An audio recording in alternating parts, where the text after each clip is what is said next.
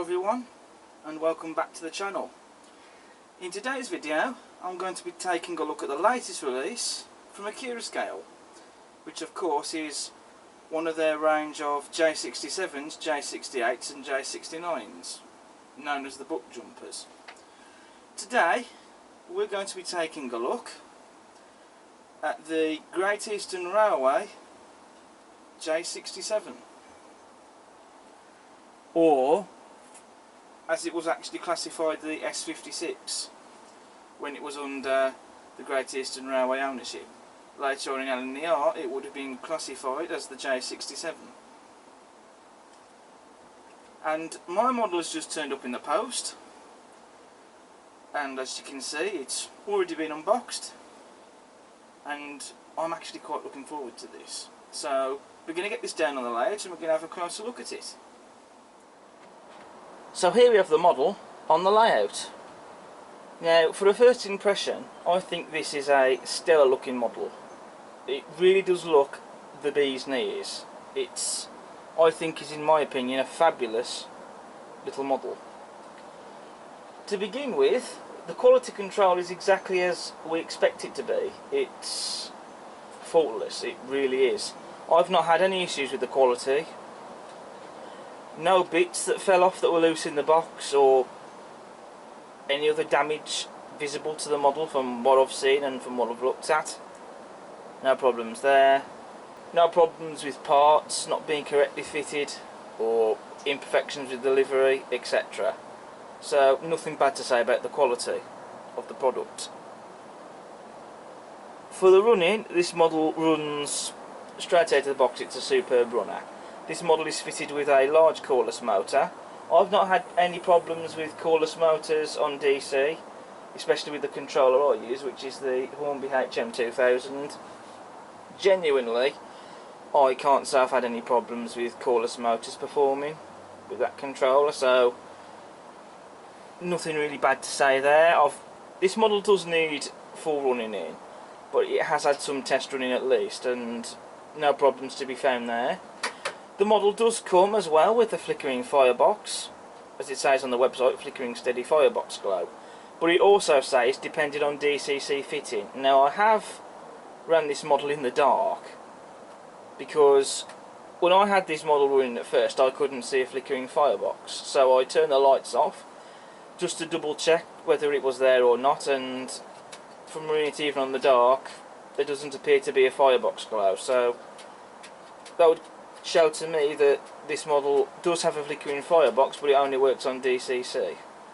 So that is a slight shame, to be honest, because I do like to see the flickering firebox features. I know it's a feature that's not for everyone, but it's a feature I do like to see. However, that is a small niggle. I personally don't think that takes away from this being a great looking model. So to make a start, we have metal sprung buffers, and also a standard a slim tension lock NEM coupling, which I will be at some point be replacing these with magnetic ones. On the running board you can see the lamp irons there, separately fitted, and also we have the air pipes as well, which we have on both ends of the loco. You also have some nice detail on the buffers as well, and some very nice crisp lining on the buffer beam. On the smokebox door we have separately fitted smokebox door darts, and I like that they and the hinges are painted, which looks really nice. They're picked out in that chrome colour. I think it's at least what it's supposed to be, and it looks fantastic, I think. You can also see we have a destination board on the front there on the loco on the smokebox. Liverpool Street is the destination of that. You also get some spare destination boards for the loco as well, which I will show later. So I may or may not decide to change the destination on the loco on either end. I might even be tempted to do that each time, swap it to a different destination, I don't know. But it is something that you can do, because you do get spares. Also, the smokebox door is magnetic.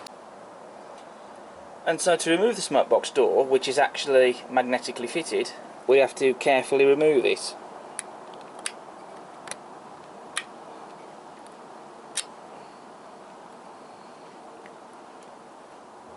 When it decides it wants to come off, there we go. So you can see the magnets on the back of the smoke box door.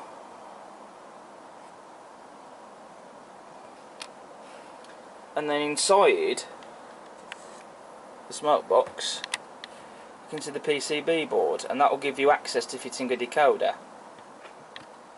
And you do actually get some tweezers supplied so that you can remove the PCB board. And because it's magnetically removed, it's easy to remove and fit back on again. We also have a separately fitted handrail as well. That's very nicely painted as well, and that looks really nice. Not to mention we have pipework detail as well, again separately fitted and painted. And also these levers as well, which they look to appear to be, and they've been separately fitted and again painted. Even the sandboxes on this loco have got separately fitted handrails on them, and even they've been painted as well. This model comes fitted with a stovepipe chimney, and that is very well replicated. And then just beyond the chimney you have the dome there. Not a lot to say about that. And then of course you have the whistle there and safety valves, and they are apparently made out of turned brass. We have glazing in the cab windows, which is something that we've come to expect, to be honest. And also the frames of those windows, they've been painted as well and look nice. We also have a toolbox there that's been separately fitted and very nicely painted as well. Not to mention the other details that we also get on top of the tanks. I mean, that detail, it's all separately fitted and it looks stunning, and it's there as per the prototype.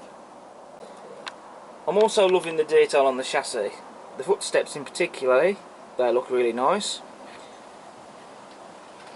The coupling rods on this model are painted red, very nice.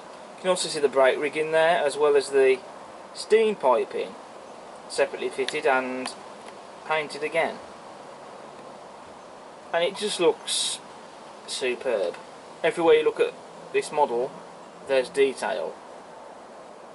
Then you've also got the separately fitted handrails there. Now on this model, it's not just the smoke box door that's magnetically removable, because so is the cab as well. You can see the magnets there underneath. You can also see the detail underneath the cab roof there. Very nice. And with the roof removed, that does allow us to have a better look at the interior detail there on the back head and inside the cab. And that is nothing short of impressive. That is just absolutely superb. No other word for it. And also the removable cab also allows us to more easily fit a driver and fireman inside there. The coal rail on the bunker has also been very well modelled too, and that is a separately fitted part.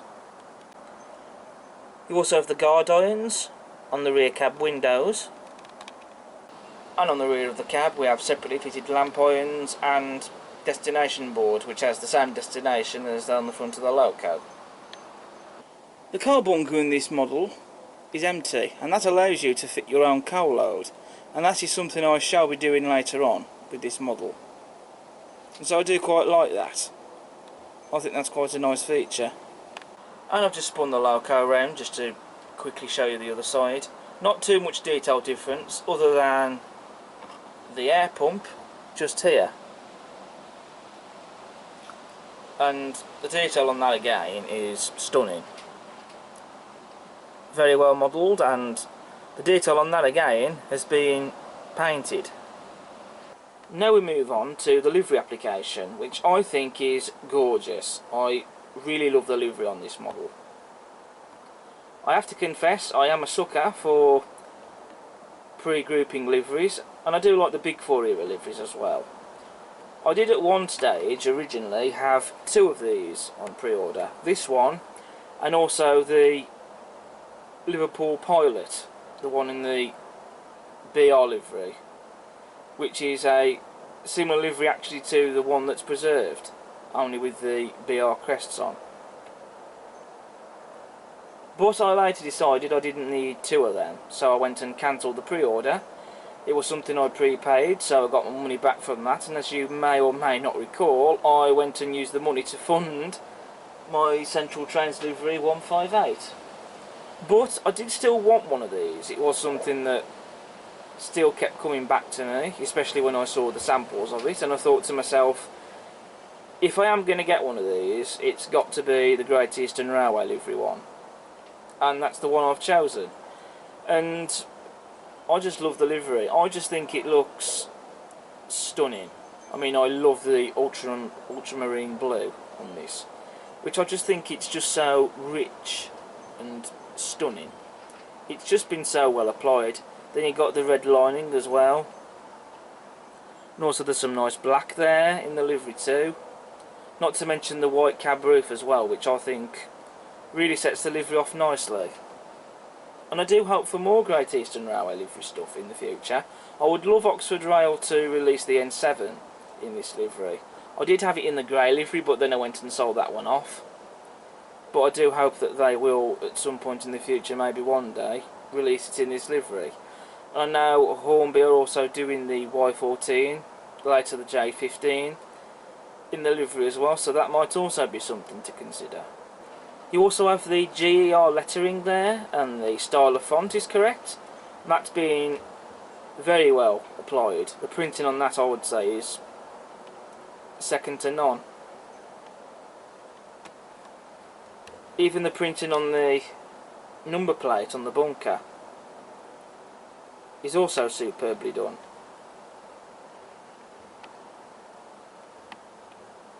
I apologise for the camera going out of focus there. Moving on to the accessories. So here we have a pair of tweezers. Not the most exciting, I know, but the reason you get these is because it allows you to remove the PC board out of the model, which I did mention earlier. And now moving on to the accessory parts for the loco. Amongst these we have the screw-link couplings, and we also have etched metal loco number plates, which I will be fitting those.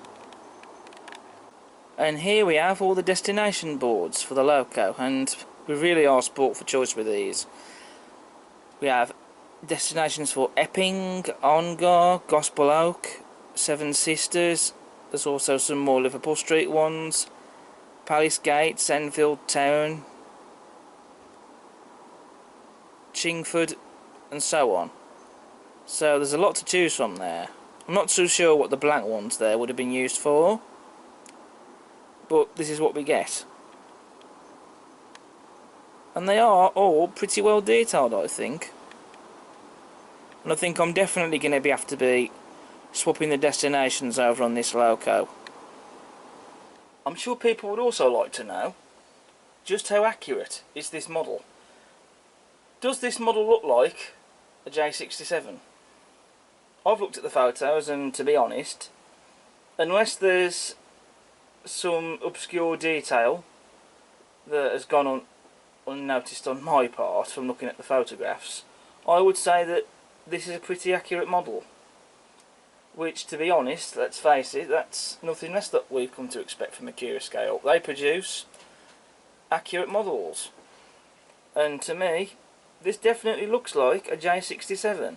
All the detail is there, it's the right shape, all the proportions are correct.